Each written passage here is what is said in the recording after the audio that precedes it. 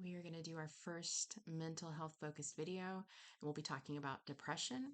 This one was a difficult one for me to identify in myself. Anxiety was easily identified, but depression I struggled with. And so I want to read a verse to you that helps me when I think that I'm helpless and when I'm feeling depressed, and that is Psalm 121.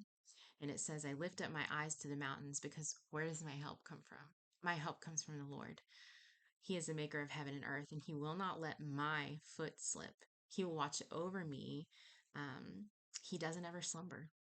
Indeed, he watches over Israel. He never sleeps nor slumbers. He watches over me. The Lord is the shade at my right hand. The sun will not harm me by day, nor the moon by night. The Lord keeps me from all harm. He will watch over my life, and the Lord watches over my coming. He watches over my going, both now and forevermore. And I did change the verse, taking out all the yous and making them me's, because it's personal for me. As I'm identifying depression in myself and working on that, I want to identify how good God is and focus on those things rather than the things that I'm perpetually struggling with and only seeing those things. So, depression is a common but serious mood disorder.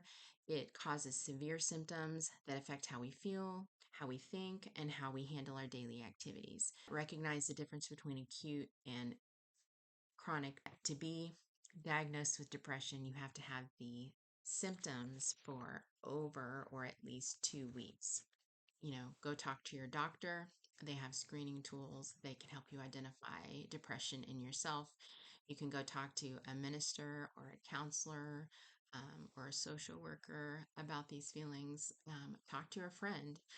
But I would also encourage you to talk to a friend that is going to hold you accountable, not one that tells you everything you want to hear or encourages you that you're just fine, but one that will challenge you to do what you need to get help.